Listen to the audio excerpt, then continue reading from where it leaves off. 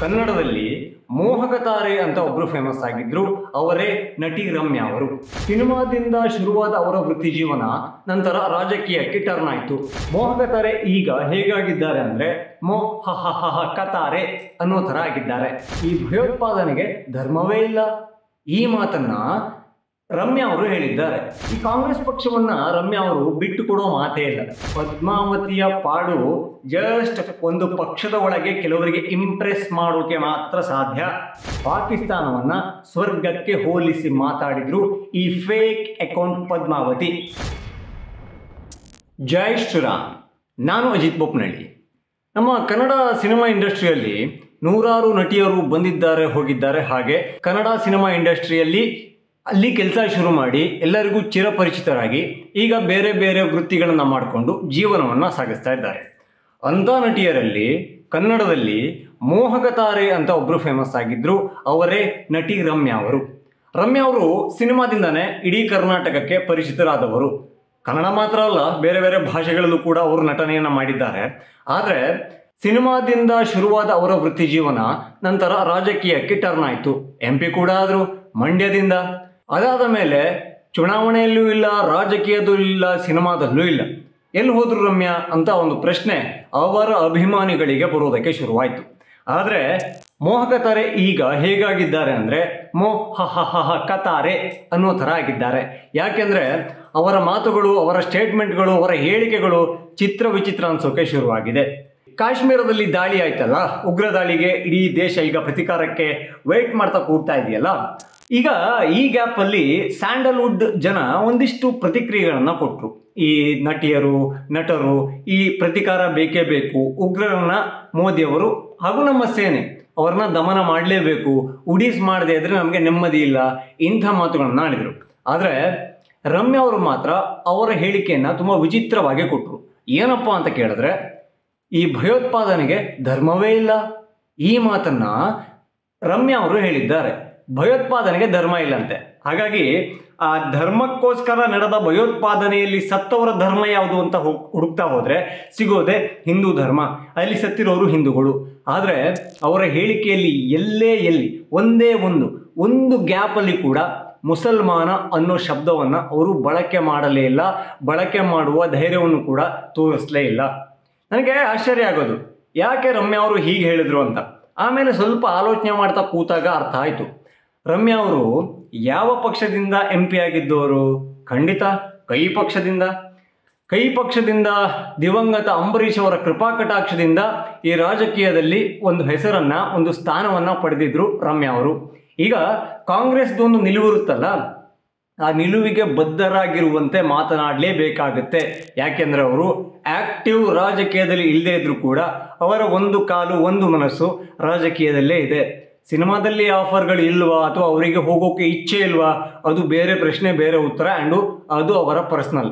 But ದೇಶದ ಭದ್ರತೆ ವಿಚಾರಕ್ಕೆ ಬಂದಾಗ, ನಮ್ಮ ಹಿಂದೂಗಳ ಮಾರಣ ಹೋಮ ಆದಾಗ, ಭಯೋತ್ಪಾದನೆಗೆ ಧರ್ಮವಿಲ್ಲ ಅಂದರೆ ಅಲ್ಲಿ ಭಯೋತ್ಪಾದಕರು ಯಾರು? ಹಿಂದೂಗಳು ಇದ್ರ, ಕ್ರಿಶ್ಚಿಯನ್ರು ಇದ್ರ, ಸಿಖ್ರು ಇದ್ರ, ಬೌದ್ಧರು ಇದ್ರ, ಯಾರಿದ್ರು?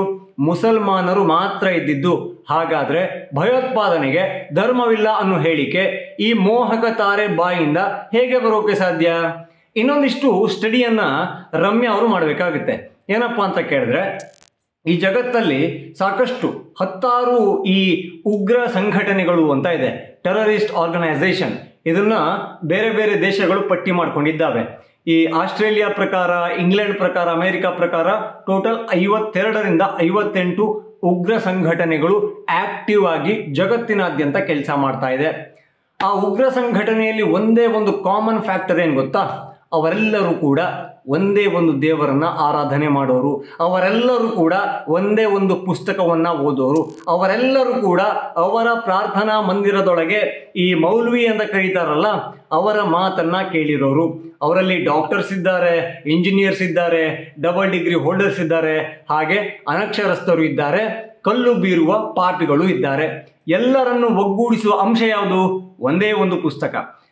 ಅಷ್ಟು ಉಗ್ರ ಸಂಘಟನೆಗಳು ಯಾಕೆ ಈ ಇಸ್ಲಾಂ ಮೂಲಭೂತವಾದವನ್ನು ಪ್ರತಿಪಾದನೆ ಮಾಡೋರ ಹೆಸರಲ್ಲೇ ಇದೆ, ಅವರೇ ಯಾಕೆ ಎಲ್ಲರೂ ಸದಸ್ಯರು?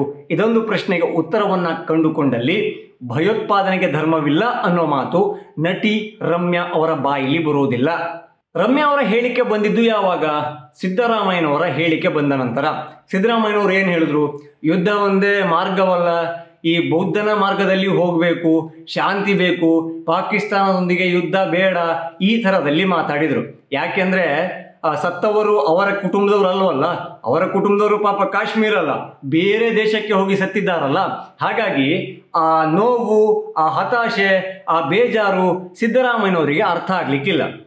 ಈ ಸಿದ್ದರಾಮಯ್ಯನವರ ಹೇಳಿಕೆ ಬರ್ತಾ ಇದ್ದ ಹಾಗೆ ರಮ್ಯಾ ಅವರು ಅಲರ್ಟ್ ಆಗ್ತಾರೆ, ಕ್ಯಾಮ್ರಾ ಮುಂದೆ ಬರ್ತಾರೆ, ಮೈಕ್ ಎದುರುಗಡೆ ಬಂದು ಭಯೋತ್ಪಾದನೆಗೆ ಧರ್ಮವಿಲ್ಲ ಅಂತ ಹೇಳ್ತಾರೆ. ಹಾಗೆ ಕೇಂದ್ರ ಸರ್ಕಾರದ ವೈಫಲ್ಯದ ಬಗ್ಗೆ ಕೂಡ ಮಾತಾಡ್ತಾರೆ. ಯಾಕಾಗಿ? ಇದೇ ಸಿದ್ದರಾಮಯ್ಯ ಪರವಾಗಿ ವರುಣಾದಲ್ಲಿ ದುನಿಯಾ ವಿಜಿ ಹಾಗೂ ಈ ರಮ್ಯಾ ಅವರು ಒಟ್ಟಾಗಿ ಕ್ಯಾಂಪೇನ್ ಮಾಡಿದ್ರು, ಪ್ರಚಾರ ಕಾರ್ಯದಲ್ಲಿ ಬ್ಯುಸಿ ಆಗಿದ್ರು. ಈಗ ಸಿದ್ದರಾಮಯ್ಯನವರು ಒಂದು ಮೈಂಡ್ ಸೆಟ್ ಅನ್ನು ಹಾಕೊಂಡಿದ್ದಾರೆ, ಅಂದ್ರೆ ಈ ತರ ಎಲ್ಲರೂ ಸ್ಟೇಟ್ಮೆಂಟ್ ಬರಬೇಕು ಅಂತ ಹೇಳಿದ್ದಾರೆ. ಸೊ ಹೀಗಾಗಿ ಅವರ ಶಿಷ್ಯೆಯಾಗಿ ಅವರ ಬಣದಲ್ಲಿ ಇದ್ರೂ ಇರಬಹುದು ಅನ್ನೋ ಒಬ್ಬ ಕ್ಯಾಂಡಿಡೇಟ್ ಆಗಿ ಈ ರಮ್ಯಾ ಅವರು ಈಗ ಭಯೋತ್ಪಾದನೆಗೆ ಧರ್ಮವಿಲ್ಲ ಅಂತ ಹೇಳಿದ್ದಾರೆ. ನನಗನ್ಸೋದು ಇನ್ನೊಂದು ಸಾಲನ ಸೇರಿಸಿದ್ರೆ ಅದು ಕರೆಕ್ಟ್ ಆಗಿರೋದು. ಏನಪ್ಪ ಅಂದ್ರೆ ಭಯೋತ್ಪಾದನೆಗೆ ಧರ್ಮವಿಲ್ಲ, ಓಕೆ, ಅದು ನಿಮ್ಮ ಸ್ಟ್ಯಾಂಡು. ಭಯೋತ್ಪಾದಕನಿಗೆ ಚರ್ಮವಿಲ್ಲ ಅಂದ್ಬಿಟ್ಟಿದ್ರೆ ರಮ್ಯಾ ಅವರ ಹೇಳಿಕೆಗೆ ಒಂದು ಒಳ್ಳೆ ತೂಕ ಬರ್ತಿತ್ತು. ಈ ಕಾಂಗ್ರೆಸ್ ಪಕ್ಷವನ್ನ ರಮ್ಯಾ ಅವರು ಬಿಟ್ಟು ಕೊಡೋ ಮಾತೇ ಇಲ್ಲ. ಯಾಕೆ ಅಂತ ಕೇಳಿ, ಲಾಸ್ಟ್ ಟೈಮು DK ಶಿವಕುಮಾರ್ ಅವರು ಈ ಚಿತ್ರರಂಗದವರ ನಟ್ಟು ಬೋಲ್ಟನ್ನ ಟೈಟ್ ಮಾಡೋದು ಗೊತ್ತು ಅಂತ ಹೇಳಿದ್ರಲ್ಲ, ಅದು ಅವರು ಹೇಳಿದ್ದು ಸಾದಾ ಸೀದಾ ವಾಕ್ಯ. ಆದರೂ ಸಿನಿಮಾದವರ, ಅದರಲ್ಲೂ ಕೆಲವು ಡಬಲ್ ಮೀನಿಂಗ್ ಸಿನಿಮಾಗಳಲ್ಲಿ ಆ್ಯಕ್ಟ್ ಮಾಡಿರೋ ರಮ್ಯಾ ಅವರಿಗೆ ಅದರ ಡಬಲ್ ಮೀನಿಂಗ್ ಅರ್ಥ ಆಗೋದಿಲ್ವಾ? ಇದೇ ಸಿದ್ಲಿಂಗು ಸಿನಿಮಾದಲ್ಲಿ ರಮ್ಯಾ ಅವರು ನಾವಿಲ್ಲಿ ಯಾಕೆ ಬಂದಿರೋದು ಗೊತ್ತಾ, ನಮ್ಮ ಹತ್ರನೂ ಕಡಲೆಕಾಯಿ ಬೀಜ ಇದೆ ಅಂತ ತೋರ್ಸಕ್ಕೆ ಅಂತ ಡಬಲ್ ಮೀನಿಂಗ್ ಡೈಲಾಗನ್ನು ಹೊಡೆದಿರ್ಲಿಲ್ವಾ? ಆ ನಟ್ಟು ಬೋಲ್ಟು ಟೈಟ್ ಮಾಡೋದ್ರ ಬಗ್ಗೆ DK ಅವರು ಹೇಳಿದಾಗ ಅದರ ವಿರುದ್ಧ ಸಾಫ್ಟ್ ಆಗಿ ಒಂದು ವಿರೋಧವನ್ನು ತೋರಿಸ್ತಾರೆ ವಿನಃ ಇಲ್ಲ ಇದು ಸರಿಯಾದ ಹೇಳಿಕೆಯಲ್ಲ, DK ಶಿವಕುಮಾರ್ ಅವರು ಚಿತ್ರರಂಗದ ಕ್ಷಮೆ ಕೇಳಬೇಕು ಅಂತ ಒಂದೇ ಒಂದು ಮಾತು ಬರಲ್ಲ. ಯಾಕೆಂದ್ರೆ ಅವರು ಕೂಡ ಕಾಂಗ್ರೆಸ್. ಈ ಕಾಂಗ್ರೆಸ್ ಪಟಾಲಮ್ಮೆ ಹಾಗೆ ಒಬ್ರನ್ನ ಒಬ್ರು ಬಿಟ್ಕೊಡೋದಿಲ್ಲ. ಊರಿಗೊಬ್ಳೆ ಪದ್ಮಾವತಿ ರಮ್ಯಾ ಅಂದ್ರೆ ಆ ಸಾಂಗ್ ಅಲ್ಲಿ ಇದ್ರಲ್ಲ, ಊರಿಗೊಬ್ಳೆ ಪದ್ಮಾವತಿ, ಆ ಸಾಂಗ್ ಅಲ್ಲಿ ನಟನೆ ಮಾಡಿರುವ ರಮ್ಯಾ ಅವರ ಈ ಅಭಿಪ್ರಾಯವನ್ನ ಮೋದಿ ಅವರು ಸೀರಿಯಸ್ ಆಗಿ ತಗೋತಾರ, ಅಜಿತ್ ದೋವಲ್ ಅವರು ಕಿವಿ ಮೇಲೆ ಹಾಕೋತಾರ, ಅಮಿತ್ ಶಾ ಹೌದು ಅಂತ ಹೇಳ್ತಾರ, ಸೇನೆ ಏನಾದರೂ ಗಮನಕ್ಕೆ ತಗೊಂಡು ಹೌದು ಭಯೋತ್ಪಾದನೆಗೆ ಧರ್ಮವಿಲ್ಲ ಅಂದ್ಕೊಂಡು ಎಲ್ಲರನ್ನೂ ಸಾಯಿಸ್ಬಿಡ್ಬೇಕು ಅಂತ ಪಾಕಿಸ್ತಾನದಲ್ಲಿ ಹುಡುಕಿ ಈ ಹಿಂದೂಗಳು ಸಿಕ್ಕಿದ್ರು ನೀನು ಪಾಕ್ ಪ್ರಜೆ, ನೀನು ಭಯೋತ್ಪಾದಕ ರಾಷ್ಟ್ರದಿಂದ ಬಂದವನು, ನೀನು ಹಿಂದೂ ಆಗಿದ್ರು ಓಕೆ, ಬೇರೆ ಧರ್ಮದವರಾಗಿದ್ರು ಓಕೆ, ಸಾಯಿಸ್ಬಿಡ್ತೀನಿ ಅಂತ ಸಾಯಿಸಕ್ಕಾಗುತ್ತಾ? ಖಂಡಿತ ಇಲ್ಲ. ಪದ್ಮಾವತಿಯ ಪಾಡು ಜಸ್ಟ್ ಒಂದು ಪಕ್ಷದ ಒಳಗೆ ಕೆಲವರಿಗೆ ಇಂಪ್ರೆಸ್ ಮಾಡೋಕೆ ಮಾತ್ರ ಸಾಧ್ಯ. ಈ ಊರಿಗೊಬ್ಬಳೆ ಪದ್ಮಾವತಿಯ ಟ್ರ್ಯಾಕ್ ರೆಕಾರ್ಡ್ ಬಗ್ಗೆ ಸ್ವಲ್ಪ ಮಾತಾಡಲೇಬೇಕಿದೆ. ಯಾಕೆಂದ್ರೆ ದೇಶದ ಭದ್ರತೆ ಹಾಗೂ ಹಿಂದೂಗಳ ಒಂದು ಈ ಕಾಳಜಿ ಬಗ್ಗೆ ಅವರು ತುಂಬಾ ವಿಭಿನ್ನವಾಗಿ ಮಾತಾಡಿರೋದಕ್ಕೆ ಅವರ ಬಗ್ಗೆ ಕೂಡ ಮಾತಾಡಬೇಕಲ್ಲ. ಹೀಗಾಗಿ ಅವರು ಕಾಂಗ್ರೆಸ್ ಪಕ್ಷವನ್ನ ಸೇರ್ಕೊಂಡ್ರು, ಅಲ್ಲಿ MP ಆದ್ರು, ಆಮೇಲೆ ಅಲ್ಲಿಂದ ಇನ್ನೊಂದು ಸಲಕ್ಕೆ ಅವರು ಗೆಲ್ಲೋಕೆ ಆಗಲಿಲ್ಲ. ಜೊತೆಗೆ ಅವರ ರಾಜಕೀಯ ಪಿತಾಮಹ ಅಂಬರೀಷ್ ಅವರು ಈ ಸತ್ತೋದಾಗ ಅಲ್ಲಿ ಕೂಡ ಅವರು ಬರೋಕೆ ಆಗಲಿಲ್ಲ, ಬಂದಿರಲಿಲ್ಲ. ಈ ಕಳ್ಳಂಗೊಂದು ಪಿಳ್ಳೆನವ ಅನ್ನೋ ಹಾಗೆ ಅಯ್ಯಯ್ಯೋ ನನ್ನ ಕಾಲು ನೋವಾಗಿದೆ ಅಂತ ಒಂದು ಫೋಟೋವನ್ನು ಸೋಷಿಯಲ್ ಮೀಡಿಯಾದಲ್ಲಿ ಹಂಚಿಕೊಂಡು ನಾನು ಯಾಕೆ ಅಂಬರೀಷ್ ಅವರ ಅಂತ್ಯಕ್ರಿಯೆಗೆ ಅಂತಿಮ ದರ್ಶನಕ್ಕೆ ಬರೋಕ್ಕಾಗಲಿಲ್ಲ ಅಂತ ಒಂದು ಕಾಮಿಡಿ ಒಂದು ಸ್ಟೇಟ್ಮೆಂಟನ್ನು ಕೊಟ್ಟು ನಾಟಕವನ್ನು ಮಾಡಿದ್ರು. ಅದೇ ರೀತಿ ಮಂಡ್ಯ ಜನರ ಆಕ್ರೋಶವನ್ನ ಎಲ್ಲಿ ಎದುರಿಸಬೇಕು ಅಂತ ರಾತ್ರೋರಾತ್ರಿ ಮಂಡ್ಯದಲ್ಲಿದ್ದ ಅವರ ಮನೆಯನ್ನ ಖುಲ್ಲಾ ಮಾಡಿದ್ರು, ಖಾಲಿ ಮಾಡಿಕೊಂಡು ಓಡಿ ಹೋದ್ರು. ಅದಾದ ಮೇಲೆ ಈ ರಾಹುಲ್ ಗಾಂಧಿ ಅವರ ಜೊತೆಗೆ ಗುರುತಿಸ್ಕೊಂಡ್ರು, ಈ ನ್ಯಾಷನಲ್ ಪಾಲಿಟಿಕ್ಸ್ಗೆ ಹೋಗುವ ಒಂದು ಇಂಗಿತವನ್ನು ತೋರಿಸಿದ್ರು. ಅವರ ನಡೆಗಳು ನುಡಿಗಳು ಆ ನ್ಯಾಷನಲ್ ಪಾಲಿಟಿಕ್ಸ್ ಲೆವೆಲ್ಗೆ ಇತ್ತು. ಅದಾದ ಮೇಲೆ ಕಾಂಗ್ರೆಸ್ ಏನು ಮಾಡ್ತು, ಅವರನ್ನ ಸೋಷಿಯಲ್ ಮೀಡಿಯಾ ರಾಯಭಾರಿಯನ್ನಾಗೆ ಮಾಡ್ತು. ಅಲ್ಲಿ ಕೂಡ ಕಾಂಗ್ರೆಸ್ಗೆ ಉಂಡೆ ನಾಮವನ್ನು ತೆಕ್ಕಿದ್ರು. ಜೊತೆಗೆ ಒಂದು ಈ ಏನು ಹೇಳ್ತಾರೆ, ಈ ಸೆಮಿನಾರ್ ಥರ ಮಾಡ್ತಾರಲ್ಲ ಪಕ್ಷದ ಈ ಕುಟ್ಟಾಣಿ ಕಾರ್ಯಕರ್ತರಿಗೆ, ಅಂದರೆ ಸೋಷಿಯಲ್ ಮೀಡಿಯಾ ವಾರಿಯರ್ಸ್ಗೆ, ಅಲ್ಲಿ ನೀವು ಫೇಕ್ ಅಕೌಂಟನ್ನು ಮಾಡಿಕೊಂಡು ಎದುರಾಳಿಗಳ ಮೇಲೆ ಅಟ್ಯಾಕ್ ಮಾಡಬೇಕು ಅನ್ನೋದನ್ನು ಹೇಳಿದ್ರು. ಅಂದರೆ ನೇರವಾಗಿ ಹೋರಾಡಕ್ಕೆ ಆಗದೆ ಇರೋ ಈ ಕುಟ್ಟಾಣಿ ವೀರ ಸೋಷಿಯಲ್ ಮೀಡಿಯಾ ವಾರಿಯರ್ಗಳಿಗೆ ಈ ಫೇಕ್ ಅಕೌಂಟ್ ಪದ್ಮಾವತಿ ಅವರ ಅನುಭವಗಳನ್ನು ಧಾರೆ ಎರೆದ್ರು. ಅದರಂತೆ ಅಲ್ಲಿ ಆಗಿರೋ ಬಿಲ್ಲು, ಆ ಸೆಮಿನಾರ್ಗಳಿಗೆ ಆದ ಖರ್ಚು, ಸೋಷಿಯಲ್ ಮೀಡಿಯಾ ಹ್ಯಾಂಡ್ಲಿಂಗು, ಇದೆಲ್ಲ ವಿಚಾರವಾಗಿ ಈ ರಾಹುಲ್ ಗಾಂಧಿ ಅವರಿಗೆ ಒಂದು ಉಂಡೆ ನಾಮವನ್ನು ತೆಕ್ಕಿದ್ರು. ಅದನ್ನು ಕೂಡ ರಾಹುಲ್ ಗಾಂಧಿ ಅವರು ನೆನಪಿನಲ್ಲಿ ಇಟ್ಕೊಂಡಿದ್ದಾರೆ. ಹಾಗಾಗಿ ರಮ್ಯಾ ಅವ್ರನ್ನ ಸ್ವಲ್ಪ ದೂರದಲ್ಲಿ ಇಟ್ಟಿದ್ದಾರೆ. ಇದು ಪ್ರಸ್ತುತ ರಾಜಕೀಯದಲ್ಲಿ ಕಣ್ಣಿಗೆ ಕಾಣ್ತಾ ಇರೋದು. ಈ ನಟಿ ರಮ್ಯಾ ಅವ್ರದ್ದು ಪಾಕಿಸ್ತಾನದ ಪ್ರೀತಿ ಇದೇ ಮೊದಲಲ್ಲ.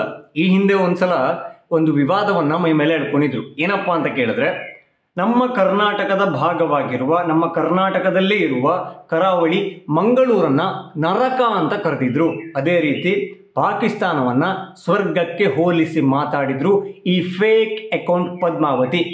ಈಗ ಪಾಕಿಸ್ತಾನದ ಟೆರರ್ ಅಟ್ಯಾಕ್ ಆಗಿದೆ, ಕಾಶ್ಮೀರದಲ್ಲಿ ಹಿಂದೂಗಳ ನೆತ್ತರ ಕೋಡಿ ಹರಿದಿದೆ. ಆದರೆ ಅವರು ಬಂದು ಹೇಳ್ತಾರೆ ಭಯೋತ್ಪಾದನೆಗೆ ಧರ್ಮವಿಲ್ಲ ಅಂತ. ಭಯೋತ್ಪಾದಕರ ಲಿಸ್ಟ್ ನೋಡಿದ್ರೆ ಒಬ್ಬನು ರಮೇಶ್ನೂ ಇಲ್ಲ, ಸುರೇಶ್ನೂ ಇಲ್ಲ, ಬರೇ ಮುಸಲ್ಮಾನರು. ಆದರೂ ಕೂಡ ರಮ್ಯಾ ಅವರ ಪ್ರಕಾರದಲ್ಲಿ ಭಯೋತ್ಪಾದನೆಗೆ ಧರ್ಮವಿಲ್ವಂತೆ. ಈ ಮಂಗಳೂರು ನರಕ, ಪಾಕಿಸ್ತಾನ ಸ್ವರ್ಗ ಅನ್ನೋ ವಿಚಾರಕ್ಕೆ ಅಲ್ಲೇ ಡ್ರಾ ಅಲ್ಲೇ ಬಹುಮಾನ ಅನ್ನೋ ಥರ ಒಂದಾಗಿತ್ತು. ಮಂಗಳೂರಿಗೆ ಬರ್ತಾ ಇದ್ದ ಹಾಗೆ ಈ ಮೋಹಕ ತಾರೆಗೆ ಯಗ್ಗ ಮುಗ್ಗ ಹೊಡ್ತಾ ಬಿದ್ದಿತ್ತು, ಅಂದರೆ ಮೊಟ್ಟೆಯಲ್ಲಿ ಹೊಡ್ತಾ ಬಿದ್ದಿತ್ತು ಅವರ ಕಾರಿಗೆ. ಅದಾದ ಮೇಲೆ ಸ್ವಲ್ಪ ಹೇಳಿಕೆಗಳು ಬರೋದು ಸ್ಟಾಪ್ ಆಯಿತು. ಆ ಇನ್ಸ್ಟಂಟ್ ಕರ್ಮ ಅಂತಾರಲ್ಲ, ಅದನ್ನು ಕೂಡ ಈ ಫೇಕ್ ಅಕೌಂಟ್ ಪದ್ಮಾವತಿ ಅಲಿಯಾಸ್ ನಟಿ ರಮ್ಯಾ ಕಂಡಿದ್ರು. ಈಗ ಭಯೋತ್ಪಾದನೆ ವಿಚಾರಕ್ಕೆ ಧರ್ಮವೇ ಇಲ್ಲ, ಅಂದರೆ ಭಯೋತ್ಪಾದನೆ ಎಲ್ಲ ಧರ್ಮದಲ್ಲೂ ಇದೆ ಅನ್ನೋ ಅರ್ಥದಲ್ಲಿ ಒಂದು ಜನರಲ್ ಸ್ಟೇಟ್ಮೆಂಟ್ ಅನ್ನ ಕೊಟ್ಟಿದ್ದಾರೆ. ಹಾಗೆ ಹಿಂದೂಗಳ ಕಂಗೆಣ್ಣಿಗೆ ಗುರಿಯಾಗಿದ್ದಾರೆ. ಈ ಕಾಂಗ್ರೆಸ್ ಲೀಡರ್ಗಳು ಅನ್ಸ್ಕೊಂಡಿರ್ತಾರಲ್ಲ, ಅವರ ನಿಲುವುಗಳ ಬಗ್ಗೆ ನನಗೆ ತುಂಬಾ ಪ್ರಶ್ನೆಗಳಿದಾವೆ. ಒಂದು ಸಲ ಬೆಂಗಳೂರಲ್ಲಿ ಏನಾಗಿತ್ತು ಅಂದರೆ, ರೋಡಿನಲ್ಲಿ ಒಂದು ನಾಯಿ ಮಲಗಿರುತ್ತೆ, ಬೀದಿ ನಾಯಿ. TTD ದೇವಸ್ಥಾನದ ಒಂದು ಪ್ರಮುಖ ಹುದ್ದೆಯಲ್ಲಿ ಇರುವ ಮೊಮ್ಮಗ ಒಂದು ಕಾರಲ್ಲಿ ಬರ್ತಾನೆ, ಆ ನಾಯಿಯನ್ನು ದಾಟ್ಕೊಂಡು ಹೋಗ್ತಾನೆ. ಆದರೆ ಅವನೊಬ್ಬ ವಿಕೃತ ಆಗಿರ್ತಾನೆ, ಮತ್ತೆ ರಿವರ್ಸ್ ಬಂದು ಆ ನಾಯಿಯ ಮೇಲೆ ತನ್ನ ಕಾರನ್ನು ಹತ್ತಿಸ್ಕೊಂಡು ಹೋಗ್ತಾನೆ. ಇದೇ ವಿಚಾರಕ್ಕೆ ಬೀದಿ ನಾಯಿಯ ಪರವಾಗಿ ಕಾನೂನು ಹೋರಾಟಕ್ಕೆ ಇಳಿದಿದ್ರು ಇದೇ ನಟಿ ರಮ್ಯಾ. ಪೊಲೀಸ್ ಠಾಣೆಗೆ ಹೋಗಿದ್ರು, ಕೇಸನ್ನು ದಾಖಲಿಸಿದ್ರು, ಬೀದಿಗೆ ಬಂದಿದ್ರು. ಹಾಗೆ ಜನರಿಗೆ ಇದೊಂದು ವಿಚಾರಕ್ಕೆ ಹೋರಾಟ ಮಾಡೋಕ್ಕೆ ಕರೆಯನ್ನು ಕೊಟ್ಟಿದ್ರು.